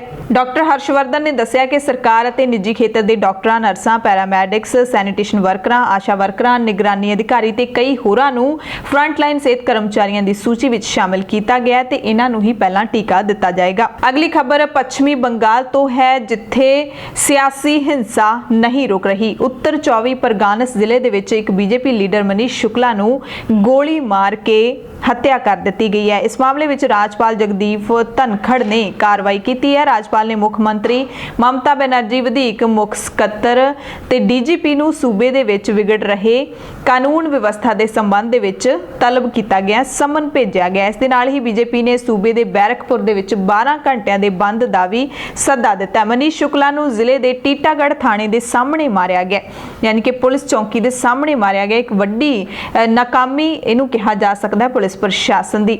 ਐਤਵਾਰ ਦੀ ਰਾਤ ਨੂੰ ਕਰੀਬ 8:30 ਵਜੇ ਟੀਟਾਗੜ੍ਹ ਥਾਣੇ ਦੇ ਸਾਹਮਣੇ ਪਾਰਟੀ ਦਫ਼ਤਰ ਦੇ ਵਿੱਚ ਇਹ ਲੀਡਰ ਬੈਠਾ ਸੀ। ਇਸ ਦੌਰਾਨ ਬਾਈਕ ਸਵਾਰਾਂ ਨੇ ਉੱਥੇ ਆ ਕੇ ਫਾਇਰਿੰਗ ਸ਼ੁਰੂ ਕਰ ਦਿੱਤੀ। ਪਹਿਲਾਂ ਤਾਂ ਜ਼ਖਮੀ ਲੀਡਰ ਨੂੰ ਹਸਪਤਾਲ ਲਿਜਾਇਆ ਗਿਆ, ਉਸ ਤੋਂ ਬਾਅਦ ਡਾਕਟਰਾਂ ਨੇ ਮ੍ਰਿਤਕ ਘੋਸ਼ਿਤ ਕਰ ਦਿੱਤਾ। ਇਸ ਘਟਨਾ ਤੋਂ ਬਾਅਦ ਵੱਡੀ ਗਿਣਤੀ ਦੇ ਵਿੱਚ ਪੁਲਿਸ ਬਲ ਉੱਥੇ ਤਾਇਨਾਤ ਕਰ ਦਿੱਤੇ ਗਏ ਨੇ। ਰਾਜਪਾਲ ਜੈਦੀਪ ਧਨਖੜ ਨੇ ਅੱਜ ਸਾਰੇ ਅਧਿਕਾਰੀਆਂ ਦੇ ਨਾਲ ਮੀਟਿੰਗ ਕੀਤੀ, ਸੂਬੇ ਦੇ ਡੀਜੀਪੀ ਦੇ ਸਣੇ ਅਤੇ ਇਹਨਾਂ ਹਾਲਾਤਾਂ ਦੇ ਉੱਤੇ ਚਰਚਾ ਕੀਤੀ। ਬੀਜੇਪੀ ਲੀਡਰ ਕੈਲਾਸ਼ ਵਿਜੇਵਰਗੀਆ ਨੇ ਇਸ ਮਾਮਲੇ ਦੀ ਸੀਬੀਆਈ ਜਾਂਚ ਦੀ ਮੰਗ ਵੀ ਕੀਤੀ। ਹੁਣ ਗੱਲ ਕਰ ਲੈਂਦੇ ਹਾਂ ਯੂਪੀ ਦੇ ਵਿੱਚ ਹਾਥਰਸ ਦੇ ਵਿੱਚ ਜੋ ਜਬਰ ਜਨਾਹ ਦੀ ਘਟਨਾ ਵਾਪਰੀ ਹੈ ਉਸ ਨੂੰ ਲੈ ਕੇ ਆਮ ਆਦਮੀ ਪਾਰਟੀ ਦੇ ਰਾਜ ਸਭਾ ਸਾਂਸਦ ਸੰਜੇ ਸਿੰਘ ਅਤੇ ਵਿਧਾਇਕ ਰਾਖੀ ਬਿਡਲਾਨ ਅੱਜ ਪੀੜਤ ਪਰਿਵਾਰ ਨੂੰ ਮਿਲਣ ਗਏ ਸੀ ਹਾਥਰਸ ਦੇ ਵਿੱਚ। ਪਰ ਜਦੋਂ ਉਹ ਮਿਲਣ ਉੱਥੇ ਗਏ ਤਾਂ ਇੱਕ ਵਿਅਕਤੀ ਨੇ ਉਹਨਾਂ ਦੇ ਉੱਤੇ ਕਾਲੀ ਸਿਆਹੀ ਸੁੱਟ ਦਿੱਤੀ। ਪੀੜਤ ਦੇ ਪਿੰਡ ਦੇ ਵਿੱਚ ਹੀ ਇਹ ਘਟਨਾ ਵਾਪਰੀ। ਜਾਣਕਾਰੀ ਮਿਲ ਰਹੀ ਹੈ ਕਿ ਆਰੋਪੀ ਹੈ ਜਿਹੜਾ ਉਹਦਾ ਨਾਮ ਦੀਪਕ ਸ਼ਰਮਾ ਤੇ ਇੱਕ ਹਿੰਦੂਵਾਦੀ ਜਥੇਬੰਦੀ ਦੇ ਨਾਲ ਜੁੜਿਆ ਹੋਇਆ। ਘਟਨਾ ਦੀ ਫੁਟੇਜ ਵੀ ਸਾਹਮਣੇ ਆਈ ਹੈ, ਉਹਦੇ ਵਿੱਚ ਦੇਖਿਆ ਜਾ ਸਕਦਾ ਹੈ ਕਿ ਆਪ ਸਾਂਸਦ ਪਿੰਡ ਦੇ ਬਾਹਰ ਮੀਡੀਆ ਨਾਲ ਗੱਲਬਾਤ ਕਰ ਰਹੇ ਨੇ। ਇਸ ਦੌਰਾਨ ਕਾਲੀ ਸ਼ਰਟ ਪਾਏ ਹੋਏ ਇੱਕ ਵਿਅਕਤੀ ਆਉਂਦਾ ਹੈ ਤੇ ਉਹ ਸੰਜੇ ਸਿੰਘ ਦੇ ਉੱਤੇ ਕਾਲੀ ਸਿਆਹੀ ਸੁੱਟ ਦਿੰਦਾ ਹੈ। ਆਰੋਪੀ ਨੇ ਸਿਆਹੀ ਸੁੱਟਣ ਤੋਂ ਬਾਅਦ ਨਾਅਰੇ ਵੀ ਲਾਏ। ਦੱਸ ਦਈਏ ਕਿ ਸੰਜੇ ਸਿੰਘ ਤੇ ਰਾਖੀ ਬਿਡਲਾਨ 5 ਲੋਕਾਂ ਦੇ ਡੈਲੀਗੇਸ਼ਨ ਦੇ ਨਾਲ ਪੀੜਤ ਪਰਿਵਾਰ ਨੂੰ ਮਿਲਣ ਪਹੁੰਚੇ ਸੀ। ਹਾਥਰਸ ਕੇਸ ਦੇ ਵਿੱਚ ਹੀ ਯੂਪੀ ਸੂਬੇ ਦੇ ਵਿੱਚ ਰਾਸ਼ਟਰਪਤੀ ਰਾਜ ਲਾਉਣ ਦੀ ਮੰਗ ਨੂੰ ਲੈ ਕੇ ਸੁਪਰੀਮ ਕੋਰਟ ਦੇ ਵਿੱਚ ਇੱਕ ਜਨਹਿਤ ਪਟੀਸ਼ਨ ਦਾਖਲ ਕੀਤੀ ਗਈ ਹੈ। ਤਾਮਿਲਨਾਡੂ ਦੇ ਰਹਿਣ ਵਾਲੇ ਵਕੀਲ CR ਜਯਾ ਸੁਕੁਨ ਨੇ ਸੁਪਰੀਮ ਕੋਰਟ ਦੇ ਵਿੱਚ ਪਟੀਸ਼ਨ ਦਾਖਲ ਕੀਤੀ ਹੈ ਤੇ ਇਸ ਦੇ ਵਿੱਚ ਹਾਥਰਸ ਮਾਮਲੇ ਦਾ ਹਵਾਲਾ ਦਿੰਦੇ ਹੋਏ ਕਿਹਾ ਗਿਆ ਕਿ ਯੂਪੀ ਦੇ ਵਿੱਚ ਮਨੁੱਖੀ ਅਧਿਕਾਰਾਂ ਦੀ ਉਲੰਘਣਾ ਹੋ ਰਹੀ ਹੈ, ਲਿਹਾਜ਼ਾ ਇੱਥੇ ਰਾਸ਼ਟਰਪਤੀ ਰਾਜ ਹੈ ਜਿਹੜਾ ਉਹ ਲਾਗੂ ਕੀਤਾ ਜਾਣਾ ਚਾਹੀਦਾ ਹੈ। ਯੂਪੀ ਦੇ ਹਾਥਰਸ ਦੇ ਵਿੱਚ 19 ਸਾਲ ਦੀ ਲੜਕੀ ਦੇ ਨਾਲ ਜਬਰ ਜਨਾਹ ਦਾ ਮਾਮਲਾ ਜਿਹੜਾ ਸਾਹਮਣੇ ਆਇਆ, ਉਸ ਨੂੰ ਲੈ ਕੇ ਪੂਰੇ ਮੁਲਕ ਦੇ ਵਿੱਚ ਰੋਹ ਫੈਲਿਆ ਹੋਇਆ ਹੈ ਔਰ ਇਹ ਰੋਹ ਹੈ ਜਿਹੜਾ ਉਸ ਦੀ ਆਵਾਜ਼ ਵਿਦੇਸ਼ਾਂ ਦੇ ਵਿੱਚ ਵੀ ਸੁਣਨ ਲੱਗੀ ਹੈ।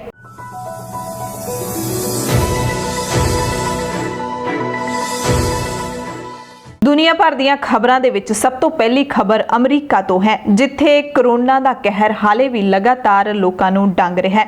ਲਾਕਡਾਊਨ ਕਰਕੇ ਲੋਕਾਂ ਨੂੰ ਆਰਥਿਕ ਸੰਕਟ ਦਾ ਲਗਾਤਾਰ ਸਾਹਮਣਾ ਕਰਨਾ ਪੈ ਰਿਹਾ ਹੈ। ਅਮਰੀਕਾ ਦੇ ਵਿੱਚ ਲੱਖਾਂ ਲੋਕਾਂ ਦੀਆਂ ਨੌਕਰੀਆਂ ਖੁੱਸ ਗਈਆਂ ਨੇ। ਸਰਕਾਰ ਨੇ ਦੱਸਿਆ ਕਿ ਸਤੰਬਰ ਦੇ ਵਿੱਚ ਕੰਪਨੀ ਮਾਲਕਾਂ ਨੇ 6,61,000 ਨੌਕਰੀਆਂ ਪੈਦਾ ਕੀਤੀਆਂ ਨੇ, ਪਰ ਮਹਾਮਾਰੀ ਦੌਰਾਨ 2,20,00,000 ਨੌਕਰੀਆਂ ਵਿੱਚੋਂ ਅੱਧੇ ਤੋਂ ਘੱਟ ਨੌਕਰੀਆਂ ਹੀ ਮੁੜ ਬਹਾਲ ਹੋ ਸਕੀਆਂ ਨੇ।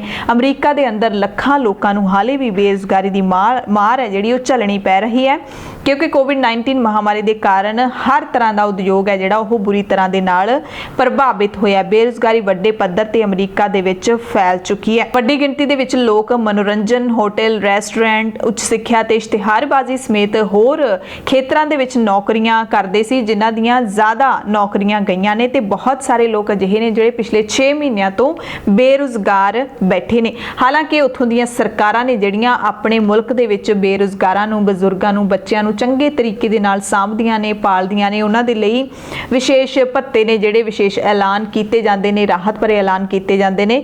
ਪਰ ਬੇਰੁਜ਼ਗਾਰ ਤਾਂ ਆਖਿਰਕਾਰ ਬੇਰੁਜ਼ਗਾਰ ਹੈ। ਜੇ ਨੌਜਵਾਨਾਂ ਦੀਆਂ ਜਾਂ ਫਿਰ ਕੰਮ ਕਰਨ ਵਾਲੇ ਜਿਹੜੇ ਲੋਕ ਨੇ ਹਜੇ ਉਹ ਬਜ਼ੁਰਗ ਨਹੀਂ ਹੋਏ, ਉਹਨਾਂ ਦੀਆਂ ਨੌਕਰੀਆਂ ਜਾ ਰਹੀਆਂ ਨੇ, ਤਾਂ ਜ਼ਾਹਿਰ ਤੌਰ ਤੇ ਚਿੰਤਾ ਦਾ ਵਿਸ਼ਾ ਹੁੰਦਾ ਹੈ। ਹੁਣ ਕਿਸਾਨੀ ਸੰਘਰਸ਼ ਦੀ ਗੱਲ ਕਰ ਲੈਂਦੇ ਹਾਂ, ਜਿਹੜਾ ਕਿ ਵਿਦੇਸ਼ਾਂ ਦੇ ਵਿੱਚ ਵੀ ਹੁਣ ਪਹੁੰਚ ਚੁੱਕਿਆ ਹੈ।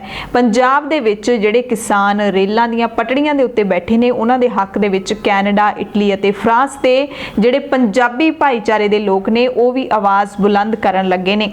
ਕੈਨੇਡਾ ਦੇ ਵਿੱਚ ਸਰੀ ਦੇ ਵਿੱਚ, BC ਦੇ ਵਿੱਚ, ਬਰੈਂਪਟਨ ਦੇ ਵਿੱਚ, ਟੋਰਾਂਟੋ ਦੇ ਵਿੱਚ ਰੋਸ ਰੈਲੀਆਂ ਕੱਢੀਆਂ ਗਈਆਂ ਨੇ ਤੇ ਬਹੁਤ ਹੀ ਸੈਂਕੜਿਆਂ ਦੀ ਗਿਣਤੀ ਦੇ ਵਿੱਚ ਗੱਡੀਆਂ ਦੇ ਉੱਤੇ, ਮੋਟਰਸਾਈਕਲਾਂ ਦੇ ਉੱਤੇ ਸਵਾਰ ਹੋ ਕੇ ਲੋਕਾਂ ਨੇ ਇਸ ਰੈਲੀ ਦੇ ਵਿੱਚ ਹਿੱਸਾ ਲਿਆ। ਕਿਸਾਨ ਬਚਾਓ, ਪੰਜਾਬ ਬਚਾਓ ਦੇ ਨਾਅਰੇ ਦੇ ਨਾਲ ਨਰਿੰਦਰ ਮੋਦੀ ਸਰਕਾਰ ਦੇ ਮੁਰਦਾਬਾਦ ਦੇ ਨਾਅਰੇ ਵੀ ਲਾਏ ਤੇ ਇਹਨਾਂ ਤਿੰਨੇ ਕਾਨੂੰਨਾਂ ਨੂੰ ਵਾਪਸ ਲੈਣ ਦੀ ਮੰਗ ਕੀਤੀ। ਇਸੇ ਤਰ੍ਹਾਂ ਯੂਰਪ ਕੰਟਰੀਜ਼ ਜਿਹੜੀਆਂ ਹੈਗੀਆਂ ਨੇ, ਇਟਲੀ ਅਤੇ ਫਰਾਂਸ ਦੇ ਵਿੱਚ ਵੀ ਇਸੇ ਤਰ੍ਹਾਂ ਦੀਆਂ ਰੋਸ ਰੈਲੀਆਂ ਨੇ ਜਿਹੜੀਆਂ ਉਹ ਕੀਤੀਆਂ ਜਾ ਰਹੀਆਂ ਨੇ। ਕਿਸਾਨਾਂ ਦੇ ਸੰਘਰਸ਼ ਦੇ ਨਾਲ-ਨਾਲ ਯੂਪੀ ਦੇ ਹਾਥਰਸ ਦੇ ਵਿੱਚ ਜਿਹੜੀ ਘਟਨਾ ਵਾਪਰੀ ਹੈ ਉਸ ਦਾ ਸੇਕ ਵੀ ਵਿਦੇਸ਼ਾਂ ਦੇ ਵਿੱਚ ਪਹੁੰਚ ਗਿਆ ਹੈ।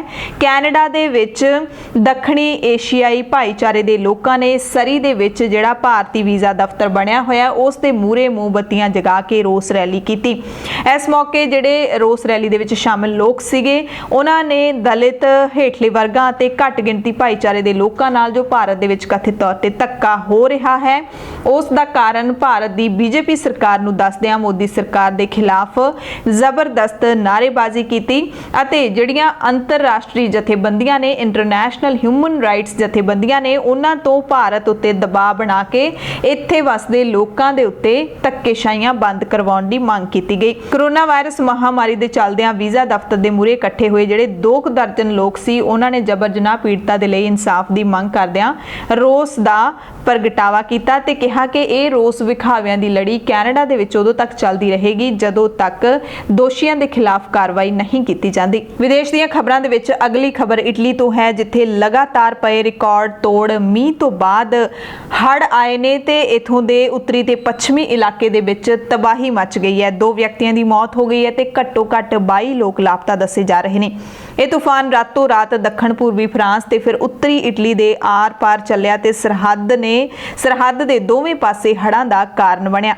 ਤੂਫਾਨ ਨਾਲ ਕਈ ਪੁਲ ਢਹਿ ਢੇਰੀ ਹੋ ਗਏ, ਸੜਕੀ ਆਵਾਜਾਈ ਰੁਕ ਗਈ ਤੇ ਲੋਕ ਅਲੱਗ-ਥਲੱਗ ਹੋ ਗਏ। ਇਟਲੀ ਪ੍ਰਸ਼ਾਸਨ ਵੱਲੋਂ ਬਚਾਅ ਕਾਰਜ ਜਾਰੀ ਨੇ।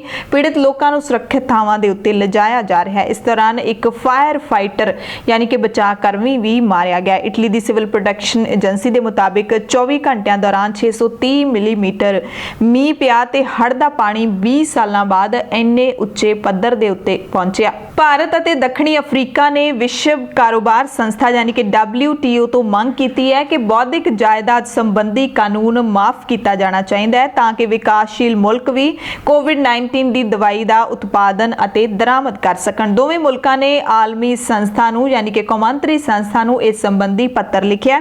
ਆਪਣੀ ਚਿੱਠੀ ਵਿੱਚ ਦੋਵੇਂ ਮੁਲਕਾਂ ਨੇ ਕਿਹਾ ਕਿ ਕੋਵਿਡ-19 ਦੇ ਇਲਾਜ ਦੇ ਵਿੱਚ ਨਵੇਂ ਟੀਕੇ ਬਣ ਰਹੇ ਨੇ ਤੇ ਹਾਲੇ ਤੱਕ ਇਹ ਸਪਸ਼ਟ ਨਹੀਂ ਹੈ ਕਿ ਵੈਕਸੀਨ ਕਿੰਨੀ ਮਾਤਰਾ ਤੇ ਕਿੰਨੀ ਵਾਜਬ ਕੀਮਤ ਦੇ ਉੱਤੇ ਮੁਹੱਈਆ ਹੋਵੇਗੀ। ਵਿਕਾਸਸ਼ੀਲ ਦੇਸ਼ ਨੇ ਜਿਹੜੇ ਉਹ ਕਰੋਨਾ ਵਾਇਰਸ ਦੇ ਕਾਰਨ ਬੁਰੀ ਤਰ੍ਹਾਂ ਦੇ ਨਾਲ ਪ੍ਰਭਾਵਿਤ ਹੋਏ ਨੇ ਤੇ ਬੌਧਿਕ ਜਾਇਦਾਦ ਦੇ ਕਾਨੂੰਨ ਕਾਰਨ ਉਹਨਾਂ ਨੂੰ ਵਾਜਬ ਕੀਮਤਾਂ ਦੇ ਉੱਤੇ ਕਰੋਨਾ ਦੀ ਵੈਕਸੀਨ ਮਿਲਣ ਦੇ ਵਿੱਚ ਅੜਿੱਕਾ ਪੈ ਸਕਦਾ ਹੈ। ਅਗਲੀ ਖਬਰ ਮੁਸਲਿਮ ਭਾਈਚਾਰੇ ਦੇ ਨਾਲ ਜੁੜੀ ਹੋਈ ਹੈ ਕਿਉਂਕਿ ਸਾਊਦੀ ਅਰਬ ਨੇ ਮੱਕਾ ਦੀ ਉਮਰਾ ਯਾਤਰਾ ਦੀ ਮੁੜ ਸ਼ੁਰੂਆਤ ਕਰ ਦਿੱਤੀ ਹੈ। ਹਜ ਮੰਤਰਾਲੇ ਨੇ ਪਵਿੱਤਰ ਸ਼ਹਿਰ ਮੱਕਾ ਲਈ ਉਮਰਾ ਦੀ ਯਾਤਰਾ ਮੁੜ ਤੋਂ ਸ਼ੁਰੂ ਕਰ ਦਿੱਤੀ ਹੈ। ਮਾਰਚ ਵਿੱਚ ਕਰੋਨਾ ਵਾਇਰਸ ਦੇ ਮਾਮਲੇ ਸਾਹਮਣੇ ਆਉਣ ਤੋਂ ਬਾਅਦ ਇਹ ਯਾਤਰਾ ਜਿਹੜੀ ਉਹ ਵਿਦੇਸ਼ੀ ਮੁਸਲਮਾਨਾਂ ਦੇ ਲਈ ਮੁਲਤਵੀ ਕਰ ਦਿੱਤੀ ਗਈ ਸੀ। ਹੁਣ ਜਾਣਕਾਰੀ ਦੇ ਮੁਤਾਬਿਕ ਯਾਤਰਾ 4 ਪੜਾਵਾਂ ਦੇ ਵਿੱਚ ਹੋਏਗੀ। ਪਹਿਲਾ ਪੜਾਅ 4 ਅਕਤੂਬਰ ਤੋਂ ਸ਼ੁਰੂ ਹੋਇਆ, ਉਹਦੇ ਵਿੱਚ ਸਿਰਫ 30% ਯਾਤਰੀ ਪਹੁੰਚੇ। 18 ਅਕਤੂਬਰ ਤੋਂ ਦੂਸਰਾ ਪੜਾਅ ਸ਼ੁਰੂ ਹੋਏਗਾ ਜਿਸ ਦੇ ਵਿੱਚ 75% ਯਾਤਰੀ ਸ਼ਾਮਲ ਹੋਣਗੇ। ਤੀਜਾ ਪੜਾਅ 1 ਨਵੰਬਰ ਤੋਂ ਸ਼ੁਰੂ ਹੋਏਗਾ ਜਿਹਦੇ ਵਿੱਚ ਸਥਾਨਕ ਅਤੇ ਵਿਦੇਸ਼ੀ ਮੁਸਲਿਮ ਯਾਤਰੀ ਸ਼ਾਮਲ ਹੋਣਗੇ। ਉਹਨਾਂ ਕਿਹਾ ਕਿ 1,08,000 ਤੋਂ ਵੱਧ ਵਿਦੇਸ਼ੀ ਤੇ ਸਥਾਨਕ ਯਾਤਰੀਆਂ ਨੂੰ ਉਮਰਾ ਦੇ ਵਿੱਚ ਭਾਗ ਲੈਣ ਦੀ ਇਜਾਜ਼ਤ ਹੈ ਜਿਹੜੀ ਉਹ ਮਿਲੀ ਹੈ। ਯਾਤਰਾ ਦੌਰਾਨ ਸਮਾਜਿਕ ਦੂਰੀ ਅਤੇ ਹੋਰ ਸਾਵਧਾਨੀ ਦੇ ਉਪਾਵਾਂ ਦੀ ਪਾਲਣਾ ਜਿਹੜੀ ਉਹ ਕਰਨੀ ਹੋਏਗੀ। ਹੁਣ ਗੱਲ ਕਰ ਲੈਂਦੇ ਆ ਕਿ ਅਮਰੀਕਾ ਦੇ ਰਾਸ਼ਟਰਪਤੀ ਡੋਨਾਲਡ ਟਰੰਪ ਨੂੰ ਕਰੋਨਾ ਵਾਇਰਸ ਹੋਇਆ ਹੈ। ਉਹਨਾਂ ਦੀ ਪਤਨੀ ਵੀ ਪੋਜ਼ਿਟਿਵ ਹੈ। ਦੋਵਾਂ ਨੂੰ ਕੁਆਰੰਟਾਈਨ ਕੀਤਾ ਹੋਇਆ ਹੈ। ਹਸਪਤਾਲ ਦੇ ਵਿੱਚ ਉਹਨਾਂ ਦਾ ਇਲਾਜ ਚੱਲ ਰਿਹਾ ਹੈ। ਇਸ ਦੌਰਾਨ ਰੂਸ ਦੇ ਰਾਸ਼ਟਰਪਤੀ ਵਲਾਦੀਮੀਰ ਪੁਤਿਨ ਦਾ ਵੀ ਕੱਲ ਟਵੀਟ ਆਇਆ ਸੀ। ਉਹਨਾਂ ਨੇ ਕਿਹਾ ਸੀ ਕਿ ਰੂਸ ਨੇ ਦਵਾਈ ਬਣਾ ਲਈ ਹੈ। ਅਮਰੀਕਾ ਦੇ ਰਾਸ਼ਟਰਪਤੀ ਟਰੰਪ ਨੇ ਜਿਹੜੇ ਉਹ ਕਰੋਨਾ ਵਾਇਰਸ ਤੋਂ ਪੀੜਤ ਨੇ ਪਰ ਸਾਡੀ ਦਵਾਈ ਨੂੰ ਉਹਨਾਂ ਨੇ ਨਕਾਰ ਦਿੱਤਾ ਸੀ। ਸਾਡੀ ਦਵਾਈ ਤੇ ਉਹ ਵਿਸ਼ਵਾਸ ਨਹੀਂ ਕਰ ਰਹੇ। ਫਿਰ ਵੀ ਮੈਂ ਉਹਨਾਂ ਦੀ ਸਿਹਤਯਾਬੀ ਦੇ ਲਈ ਦੁਆ ਕਰਦਾ, ਇਹ ਕਿਹਾ ਸੀ ਵਲਾਦੀਮੀਰ ਪੁਤਿਨ ਨੇ। ਤੇ ਹੁਣ ਜੇ ਗੱਲ ਕਰ ਲਈਏ ਚੀਨ ਦੀ ਤਾਂ ਚੀਨ ਹੈ ਜਿਹੜਾ ਉਹ ਡੋਨਾਲਡ ਟਰੰਪ ਦੇ ਕਰੋਨਾ ਪੋਜ਼ਿਟਿਵ ਹੋਣ ਤੇ ਕੀ ਕਹਿ ਰਿਹਾ ਹੈ, ਖਾਸ ਕਰਕੇ ਚੀਨੀ ਮੀਡੀਆ ਕੀ ਕਹਿ ਰਿਹਾ ਹੈ। ਸਰਕਾਰੀ ਮੀਡੀਆ ਗਲੋਬਲ ਟਾਈਮਸ ਦੀ ਗੱਲ ਕਰਾਂਗੇ। ਸਭ ਤੋਂ ਪਹਿਲਾਂ ਉਹਨਾਂ ਨੇ ਕਿਹਾ ਕਿ ਕਿਵੇਂ ਟਰੰਪ ਨੇ 3 ਨਵੰਬਰ ਨੂੰ ਰਾਸ਼ਟਰਪਤੀ ਚੋਣ ਤੋਂ ਪਹਿਲਾਂ 29 ਸਤੰਬਰ ਨੂੰ ਆਪਣੀ ਪਹਿਲੀ ਲਾਈਵ ਟੈਲੀਵਿਜ਼ਨ ਬਹਿਸ ਦੇ ਦੌਰਾਨ ਮਾਸਕ ਪਾਉਣ ਨੂੰ ਲੈ ਕੇ ਵਿਰੋਧੀ ਉਮੀਦਵਾਰ ਜੋ ਬਿਡੇਨ ਦਾ ਮਜ਼ਾਕ ਉਡਾਇਆ ਸੀ।